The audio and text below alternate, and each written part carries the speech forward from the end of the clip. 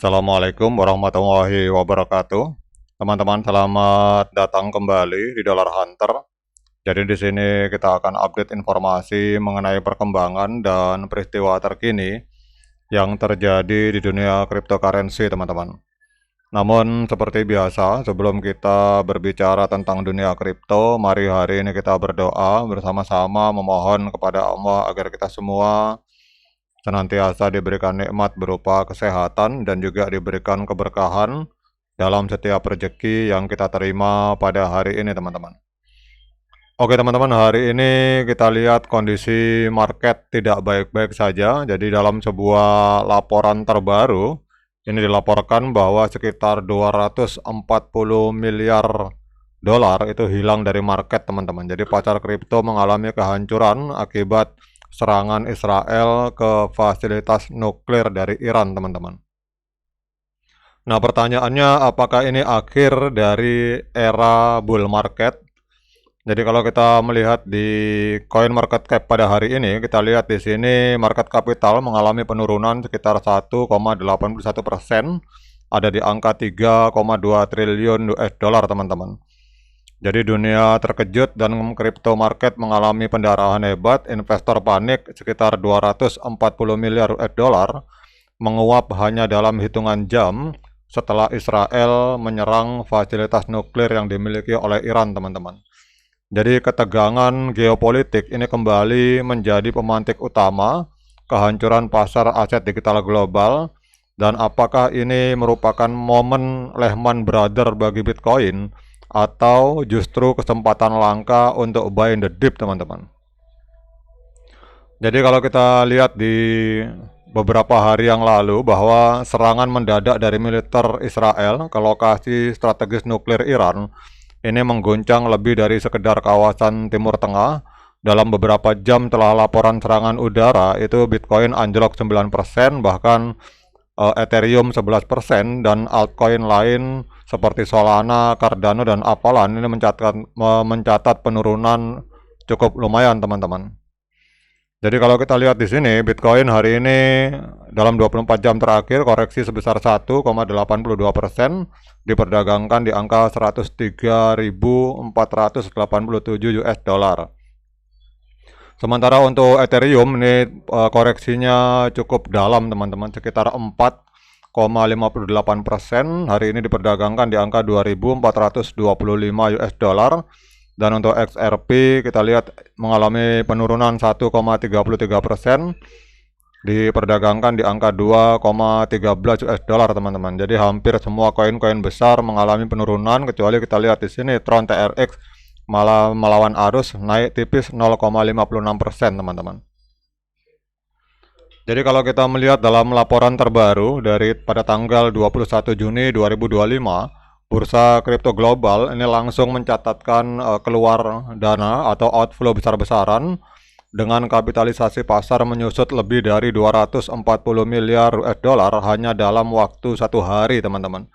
Jadi ini menjadi penurunan harian terbesar sejak insiden FTX yang kolap pada akhir tahun 2022, teman-teman.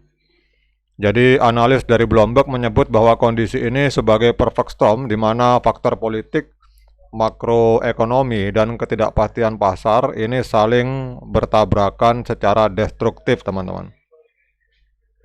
Jadi kalau kita melihat sebenarnya dalam berbagai laporan bahwa bukan hanya pasar kripto yang ambruk, namun saham dari teknologi seperti di Nasdaq itu juga terpukul, teman-teman. Jadi gejolak akibat perang itu bukan hal baru di dalam dunia kripto. Ketika Rusia menginvasi Ukraina, teman-teman, pada tahun 2022, itu harga Bitcoin sempat jatuh 17% hanya dalam waktu 2 hari. Namun kemudian kripto justru rebound kuat setelah beberapa minggu kemudian, teman-teman. Jadi pertanyaannya, apakah skenario yang sama akan terjadi kali ini? Ada beberapa perbedaan. Yang pertama adalah bahwa posisi Iran itu lebih strategis dalam peta minyak secara global. Kemudian reaksi pasar terhadap konflik di Timur Tengah itu cenderung lebih eksplosif, teman-teman. Dan kripto saat ini sedang dalam transisi dari bull run ke fase konsolidasi, teman-teman. Kemudian kalau kita lihat di sini ada beberapa skenario yang dibahas oleh para analis kripto dalam beberapa minggu ke depan. Yang pertama, apabila konflik mereda akan terjadi rebound secara cepat. Jadi jika diplomasi internasional berhasil menenangkan konflik, maka kripto itu bisa memantul tajam. Potensi kembalinya kapitalisasi pasar ke dunia kripto itu akan terbuka lebar, teman-teman. Namun jika konflik meluas, maka fase bear akan berlanjut. Jika Iran terus membalas dan Israel terus melakukan serangan, maka kita bisa melihat kripto mengalami retracement panjang, teman-teman. Kemudian kalau kita berbicara geopolitik, ini ternyata juga menjadi katalis pemisahan kripto dari sistem tradisional. Justru dalam jangka panjang, ketegangan geopolitik ini bisa mendorong adopsi kripto secara masif sebagai sistem alternatif yang netral dan tidak terpengaruh oleh politik secara global, teman-teman. Nah, kemudian sekarang pertanyaannya, apakah hari ini layak bagi kita untuk melakukan pembelian Bitcoin? Seperti biasa, saya ingatkan pada teman-teman bahwa saya bukan penasihat keuangan, jadi apapun yang saya lontarkan di sini sifatnya subjektif, bisa salah, bisa benar, sehingga teman-teman selalu lakukan dior dan investigasi secara mandiri sebelum memutuskan untuk investasi di dunia kripto, teman-teman. Tetapi ada beberapa tip yang bisa dipakai untuk menghadapi koreksi market. Yang pertama, jangan panik sell karena volatilitas itu adalah bagian dari pasar kripto. Yang kedua, gunakan stablecoin untuk lindung nilai sementara. Kemudian bisa juga kita melakukan diversifikasi ke aset non-kripto seperti emas digital. Dan yang keempat, itu kita bisa memantau berita geopolitik setiap hari, karena setiap pergerakan militer itu bisa langsung mempengaruhi pasar, teman-teman. Dan yang paling penting adalah poin berikutnya adalah gunakan strategi dollar cost averaging atau DCA untuk masuk melakukan pembelian Bitcoin secara bertahap, teman-teman. Nah, sekarang kita akan cek, teman-teman, kondisi untuk pergerakan Bitcoin pada hari ini. Jadi kalau kita melihat di time frame bulan, walaupun terjadi gejolak luar biasa di Timur Tengah dan di Rusia atau di Ukraina, kita melihat bahwa secara time frame bulan ini pergerakan Bitcoin masih sangat positif, teman-teman. Kita melihat di sini bahwa harga ini masih berada di atas EMA 13 dan EMA 21 di time frame bulan. Kemudian kita turun ke time frame weekly. Ini juga kita lihat walaupun terjadi konsolidasi dan penurunan harga dalam 4 bulan terakhir, tetapi posisi harga ini masih berada di atas EMA 13 dan EMA 21 di time frame weekly, teman-teman, sehingga trennya masih tren kenaikan.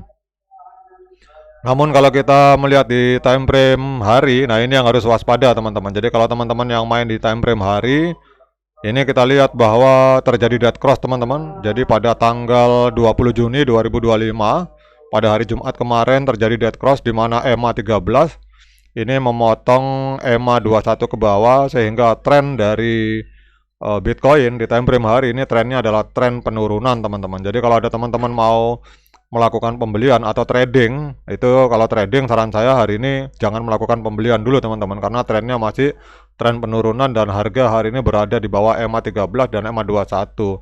Namun kalau teman-teman pakai strategi DCA, dollar cost averaging, pembelian secara bertahap tiap bulan, maka apapun yang terjadi di market itu tidak pengaruh, teman-teman, karena kita melakukan strategi DCA. Namun kalau bagi yang melakukan trading, saran saya hari ini sebaiknya jangan melakukan pembelian Bitcoin karena trennya masih tren penurunan. Oke, teman-teman, demikian update informasi tentang pergerakan market kripto pada hari ini. Tetap semangat menciptakan profit di dunia kripto. Sekian dari saya. Assalamualaikum warahmatullahi wabarakatuh.